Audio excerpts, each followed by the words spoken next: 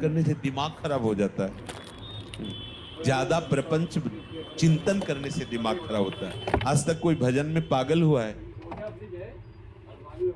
अस्पताल ले गया भाई और वहां डॉक्टरों ने साबित कर दिया कि इसका दिमाग खराब हो गया। आज तक एक बताना उदाहरण। हाँ, तुम्हारे दिमाग के परे उनका दिमाग पहुंच गया, इसलिए तुम उन्हें को पागल समझते हो और वो तुम्हें पागल समझते हैं। जैसे कोई कूड़ा करकट बटोरते नजर आवे तो आप कहोगे ना पागल है।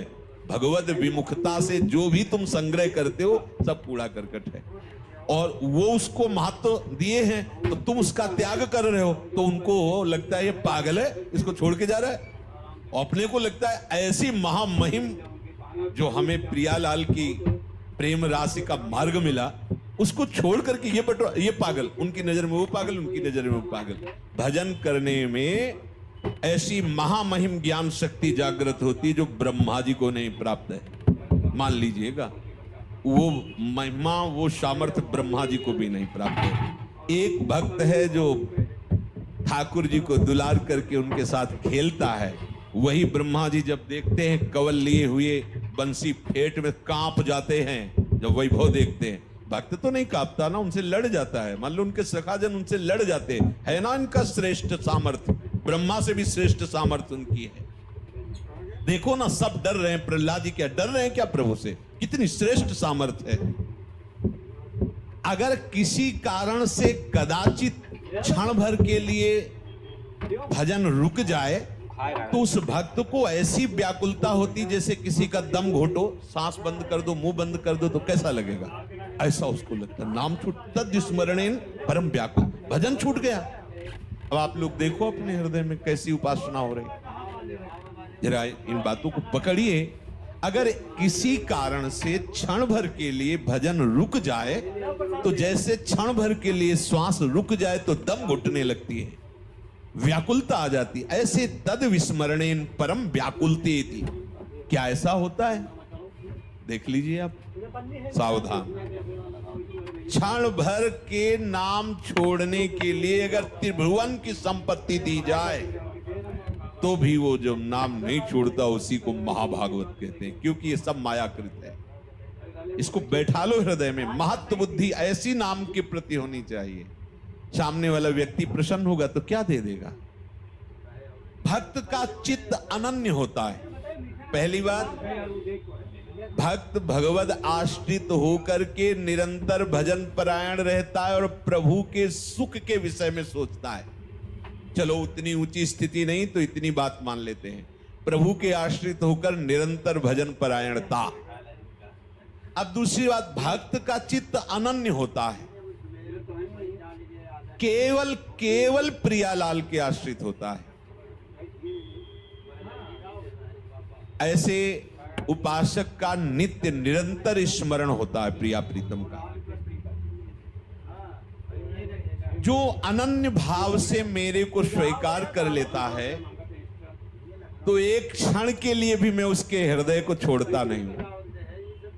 समझिए, जब प्रभु मुझे पकड़ लेंगे तब कैसा आनंद होगा। अभी तो हम प्रभु के नाम रूप को पकड़ने की चेष्टा करते हैं, तब इतनी हिम्मत आ गई कि संसार के भोगों को ठुकरा कर, संसार के संबंधों की परवाह न करके आगे बढ़ रहे हो। जब आप अनन्य चित्त हो जाओगे तो यहां कह रहे, जो अनन्य हो गया है तो प्रभु एक क्षण के लिए भी उसके हृदय को नहीं छोड़ते, तो उसके हृदय में अपार आनंद, अखिल आनंद, अनंत आनंद स्फुरित हो जाता है। अब उसे कोई गिरा नहीं सकता। तीसरी बात, वो उपासक सब में अपने प्रभु का निवास स्थान देखता है। सब में प्रभु विराजमान है। समस्त जगत मेरे प्रभु का मूर्तिमान स्वरूप है। कैसा आनंद आता है उस उपासक के हृदय में जो सब में अपने प्रभु को देखता है। नाच उठता है हृदय। ये जब तक राग द्वेष है, लड़ाई झगड़ा है, अपना पराया, अच्छा बुरा, यही तो संसार है, यही तो माया है। जैसे बर्फ में जल ही जल है, दूसरा कुछ नहीं है, ऐसे ये जो सब बने हुए रूप है इनमें प्रभु ही प्रभु है, दूसरा कोई नहीं। ये भक्त की दृढ़ निष्ठा, और इसके बिना अधूरा होता है। जैसे नामदेव जी आदि का, बड़े महापुरुषों का प्रसंग कई बार सुन चुके हैं। उसे कचाई मानी जाती है भक्ति की। देखो निकुंज उपासना में इसकी क्या आवश्यकता है, तो ये क्रूरापि पापिनो न च सताम संभास, ऐसा मत समझो कि ये सिद्धांत निकुंज उपासना में जरूरत नहीं। बिना इन सिद्धांतों के आगे बढ़ ही नहीं पाएंगे। बोलो, एक उपासक अपने संप्रदाय को श्रेष्ठ मानकर दूसरे शरणागत वैष्णव का अपमान कर रहा है, ये कौन सी रीति है? ये कौन सा भजन हो रहा है? एक आचार्य निष्ठा दिखाने के लिए अपने ही आचार्य के स्वरूप दूसरे संप्रदाय के आचार्य की निंदा कर, ये कौन सा स्वरूप है? अरे जो क्रूर है, पापी हैं, दुष्ट आचरण करने वाले हैं, हमें उनमें भी अपने आराध्य देव को देखना है, फिर औरों की तो बात जाने दो। कोई भी वैष्णव देखते ही चरण धूलि माथे पे रखने की इच्छा हो तब जानना कि तुम्हारे अंदर हरिदासत्व आ रहा है। इस भाव के बिना केवल कहने सुनने की बातें रहती, स्थिति हृदय में नहीं आती। किस भाव? सब में मेरे प्रभु है। अब जैसे कोई कह दे कि पापाचरण, तो संसार की सम्मुखता में पापाचरण होते हैं, भगवत शरणागति में पापाचरण होते ही नहीं। पूर्वाभ्यास बस, यदि कोई ऐसी फिसलन हो जाती है तो प्रभु संभालते हैं। उसका संकल्प भोगों के लिए नहीं बनता है, क्योंकि वो प्रभु का शरणागत हो गया है। जैसे अंधकार में ही रस्सी का सांप नजर आएगा, प्रकाश में नहीं। ऐसे ही संसार की तरफ जब हम मुख किए होते हैं तब ये पापाचरण की वृत्तियां बढ़ती हैं, और जब हम प्रभु के सन्मुख होते हैं तो फिर निहाल हो जाते हैं। संसार पीछे हो गया, अर्थात जितनी भी भोगाकर्षण वृत्तियां पापाचरण कराती थी वो सब पीछे। अब सन्मुख प्रभु हैं, प्रभु की सन्मुखता में पापाचरण नहीं होता है। तो जो हमसे अब हो रहा है वो मेरे प्रभु की प्रेरणा से हो रहा है। ये तीन बातों के बाद तब चौथी बात ये कही गई। तीन बातें ध्यान रखिए, ये केवल बात पकड़ ली और पीछे की तीन नहीं तो झूठे। पहली, प्रभु की शरणागत भाव को स्वीकार कर निरंतर भजन परायण। दूसरी, प्रभु के सिवा कोई अन्य आश्रय नहीं, एक भरोसा, एक बल, एक आस विश्वास, अनन्य चित्त। जब अनन्य चित्त है, अन्य है नहीं, तो पापाचरण कैसे बनेगा? तीसरी, संपूर्ण जगत में अपने भगवान की भावना, अपने आराध्य देव की भावना। अब किससे पाप करेगा? विचार की ये बात अज्ञानी जन पकड़ लेते हैं, कहीं की बात कहीं का। एक क्रम है हर बात की, एक स्थिति है। बोले प्रभु के बिना पत्ता नहीं हिलता, तो मैं जो पापाचरण, व्यभिचार, नीच काम करता हूं प्रभु कराते हैं। पीछे की बात तो पकड़ी नहीं ना, आगे की बात पकड़ ली। तो प्रभु की ही कृपा से अगर वो हो रहा है तो उनकी ही कृपा से नरक भी बना है, उनकी ही कृपा से दंड विधान होता है, उनकी ही कृपा से भयंकर रोगों की सृष्टि हुई है। आओ इस कृपा का पान करो। ज्यादा चतुराई करोगे तो चतुर शिरोमणि से निकल नहीं पाओगे, वो ऐसे फंसा देंगे। देख लो, ये चौथी बात कही गई है। पहले तीन स्वीकार करो तो चौथी में अपने आप आ जाएगा कि हरि यंत्र की भांति मुझे चला रहे हैं, मेरे द्वारा जो भी भजन साधन हो रहा है प्रिया प्रीतम की कृपा करा रही, मेरे में तो किंचन मात्र सामर्थ्य नहीं है।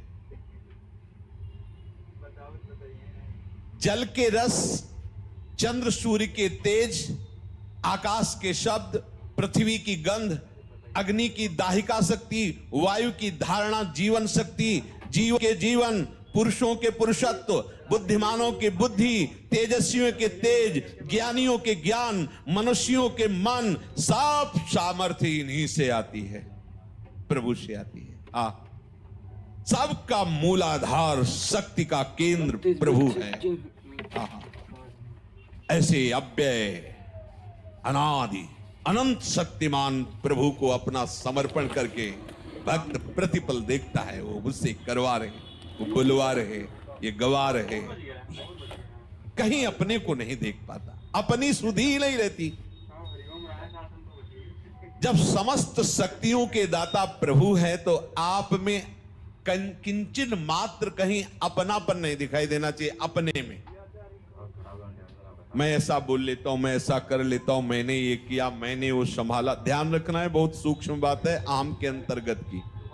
जब सूर्य का तेज उन्हीं से मिला है, सूर्य को चंद्र को उन्हीं से मिला है, आकाश को जो शब्द मिला उन्हीं से मिला है, अग्नि में जो दायिका शक्ति उन्हीं से मिली है। तो आप में जो कुछ सद्गुण है, जो सामर्थ्य, वो किससे आई है? अरे इन बड़ों बड़ों को उन्हीं से मिली है, तो आपको भी उन्हीं से मिली है। स्वीकार कीजिए। स्वीकार करने मात्र से आपको दर्शन होने लगेगा कि प्रभु के द्वारा मैं संचालित हो रहा हूं, मैं अहंकार या माया के द्वारा संचालित नहीं हूं। तमेव शरणम गच्छ सर्वभावेन भारत, तत्प्रसादात् पराम शांति स्थानम प्राप्स्यसि शाश्वतम। जो बिहारी जी की शरण में हृदय से हो जाता है, सही पूछो कुछ करने की जरूरत नहीं। कह रहे तत्प्रसादात् पराम शांति। इसीलिए हम सावधान करते रहते, किसी का भरोसा ना होने पावे। नहीं, अपने पास कोई तपस्या बल वृत्ति, साधना बल वृत्ति नहीं है। हम सब केवल एक कृपा के आश्रित हैं। अगर किसी अन्य का भरोसा हो गया, अन्य का आश्रय हो गया, तो चूक हो जाएगी। हमारा लोक परलोक गति सदगति जो भी है, हमारी गति मति एकमात्र केवल भरोसा प्रियाजू से, बस। और इसी से बेपरवाह रहते हैं, और बेपरवाह रहिए। यहां कभी चूक नहीं हो सकती।